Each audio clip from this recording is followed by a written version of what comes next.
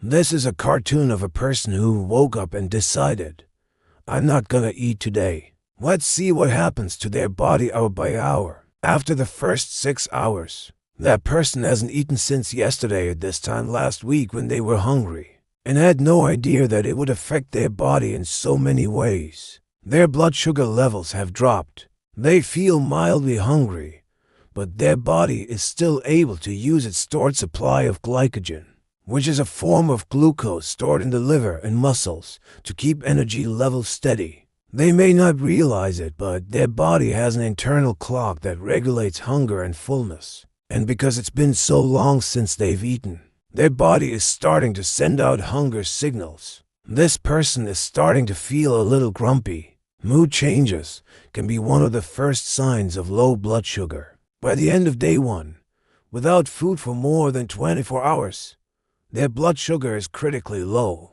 All of the glycogen they were storing has been used up. Now their body is really hungry for energy. But luckily, their liver has another trick up its sleeve. It's going to start converting fat into ketones, which are molecules that can be used by the brain and other organs for energy. The liver takes the fat and runs it through a special metabolic pathway, breaking it down into smaller molecules called fatty acids. These fatty acids are then converted into ketones, which are small enough to be used by the brain and other tissues. So their body can still run pretty well on just ketones alone. It also helps that their body has a supply of ketones stored in their organs and muscles. But this supply won't last forever. By the end of day 1, our friend is starting to feel the burn, both literally and figuratively.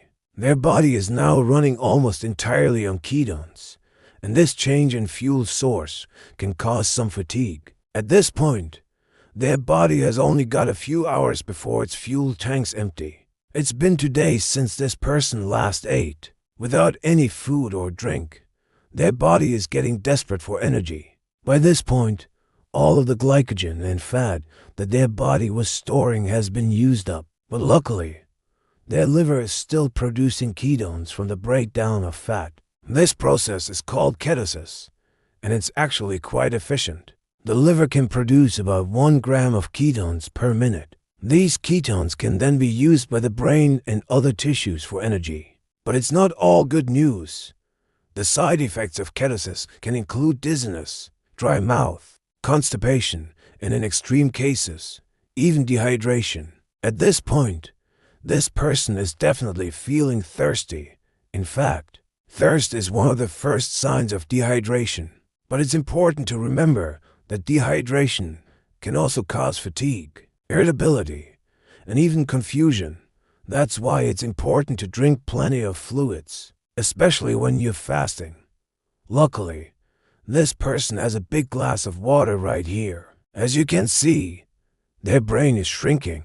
When we don't get enough water, our cells start to shrivel up. That's because water is essential for maintaining the shape and structure of our cells. Without it, our cells can't function properly. After drinking the water, their brain is back to normal size. By the end of the 2nd day, this person is starting to feel the effects of prolonged fasting. They may be feeling dizzy and disoriented, and if they don't have enough water, they could even be dehydrated. But the most dangerous side effect of fasting is something called mental fog. This is a feeling of confusion and lack of clarity.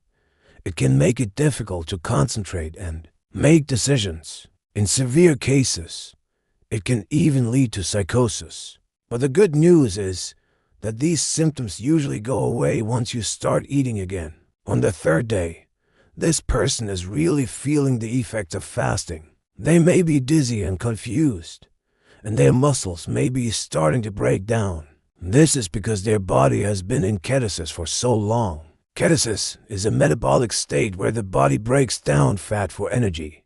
But when this happens, the body can also break down muscle tissue, which can lead to feelings of weakness and fatigue. That's why it's important to break a fast after 24 hours. Otherwise, you could end up in a dangerous situation. Luckily, this person is finally calling it quits, and it's time to break their fast. If you want to learn more about what happens to your body when you don't eat, check out the video in the description. Also, fasting for more than 24 hours can be dangerous, so always listen to your body and break a fast if you're feeling unwell.